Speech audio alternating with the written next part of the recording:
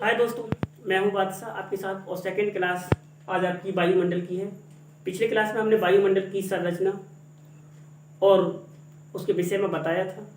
आज हम बात करेंगे वायुमंडल की विभिन्न परतों के बारे में, वायुमंडल के स्तरीकरण के बारे में, यानी वायुमंडल को कितने लेयर्स में विभाजित किया गया है। तो यदि हम देखें कि वायुमंडल की कितनी परतें हैं, तो उसको तापमान और ऊंचाई के आधार पर 5 परतों में विभाजित किया गया है। ये 5 परतों में हम देखते हैं कि तापमान में भिन्नता होती है, उसकी ऊंचाई में भिन्नता होती है, और इसी आधार पर सबसे निचली परत को हम क्षोभ मंडल कहते हैं, यानी ट्रोपोस्फेयर। तो ट्रोपोस्फेयर में ये वायुमंडल की सबसे निचली परत है। दूसरी बात, भूमध्य रेखा पर इसकी ऊंचाई 13 किलोमीटर है, यानी वायुमंडल की ये सबसे क्षोभ मंडल की सबसे ऊंची या सबसे अधिक मोटाई है। यहाँ पर ध्रुवों पर इसकी मोटाई कम होती है, 8 किलोमीटर है, यानी ध्रुवों पर हवा शीतल होती है इसलिए सिकुड़ जाती है, इसलिए इसकी ऊंचाई कम है। जबकि भूमध्य रेखा पर इसकी ऊंचाई अधिक है। ये अधिक इसलिए है क्योंकि हवा यहाँ पर लंबवत दिशा में चलती है संवहन के कारण, इसलिए यहाँ पर इसकी मोटाई अधिक होती है। इसके बाद नेक्स्ट पॉइंट है कि यहाँ पर क्षोभ मंडल में धूल कण और जलवाष्प की भी मौजूदगी होती है। अन्य परतों में यदि हम देखें तो वहाँ न तो जलवाष्प होता है और न धूल कण, और धूल कण और जलवाष्प की भूमिका वर्षा में महत्वपूर्ण भूमिका होती है। इसके अतिरिक्त मौसम संबंधी जितनी भी घटनाएं घटित होती हैं, यह सब घटनाएं क्षोभ मंडल में ही घटित होती हैं, जैसे बादल का गरजना, बिजली का चमकना, वर्षण होना इत्यादि। इसके अतिरिक्त सबसे बड़ी इस मंडल की विशेषता है कि ऊंचाई पर जाने के साथ तापमान में कमी आती है।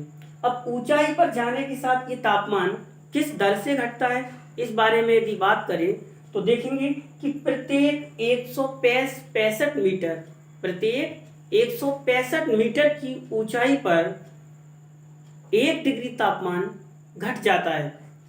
अगर हम मोटे तौर पर कहें तो 1 किलोमीटर की ऊंचाई पर 6.5 डिग्री सेल्सियस तापमान घट जाएगा, यानी ऊंचाई पर जाने के साथ साथ तापमान घटता जाएगा।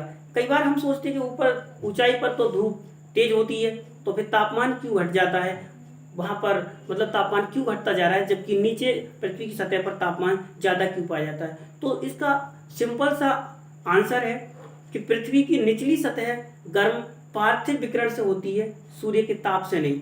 पार्थिव विकिरण का मतलब है कि पृथ्वी की जो निचली सतह है, इसमें जब पृथ्वी उस ऊर्जा को सोख लेती है, उसके बाद पृथ्वी की सतह गर्म होती है, और गर्म होने की वजह से ही फिर सतह से जो एनर्जी हीट वापस निकल रही होती है, उस हीट के कारण से पृथ्वी पर तापमान अधिक होता है।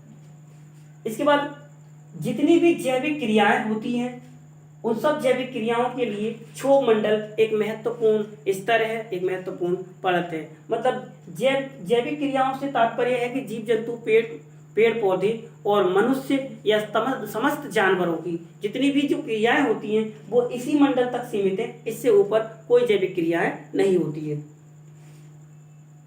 मौसम इस मंडल में ठंडा और गर्म होने का, यानी ऊर्जा का जो संवहन होता है, इसका मूल कारण 3 तरह के कार्य हैं। इसमें विकिरण के द्वारा वायुमंडल ठंडा और गर्म हो सकता है, संचलन के कारण भी वायुमंडल ठंडा और गर्म होता है, और तीसरा कारण है संवहन। संवहन के कारण भी इस क्षोभ मंडल में ठंडी और गर्मी का एहसास किया जा सकता है। इसके बाद और ऊंचाई पर जाने, पृथ्वी की सतह से और ऊंचाई पर जाने पर क्षोभ सीमा आ जाती है।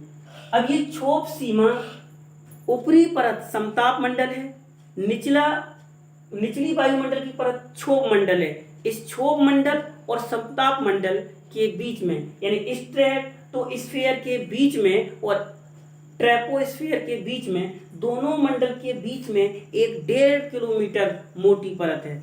इस 1.5 किलोमीटर परत की भूमिका है कि ये क्षोभ मंडल को भी अलग करती है और समताप मंडल को भी अलग करती है। इसकी सबसे बड़ी खास बात ये है कि ये क्षोभ मंडल और समताप मंडल दोनों के बीच में पाई जाती है, दोनों के बीच का भाग है। यहाँ पर जेट पवनें चलती हैं। अगर क्वेश्चन कभी ये आ जाए कि जेट पवनें कहाँ पर चलती है, तो सिंपल सा जवाब है कि जेट पवनें वायु जब तीव्र गति से ऊपर चलती है तो इसी को हम जेट पवनें कहते हैं, और जेट पवनें क्षोभ सीमा में चलती हैं। हालांकि क्षोभ मंडल की ऊपरी सीमा में भी चलती है, 6.5 किलोमीटर की ऊंचाई से ऊपर जेट पवनें चलती हैं। इसके बाद तापमान की अगर बात करें हम, तो विषुवत रेखा पर, चूंकि विषुवत रेखा पर मतलब ऊंचाई बहुत ज्यादा है, इसलिए तापमान माइनस, यहाँ माइनस है, -80 डिग्री सेल्सियस तापमान पाया जाता है, जबकि ध्रुवों पर यह तापमान -45 डिग्री सेल्सियस पाया जाता है। इसके बाद नेक्स्ट है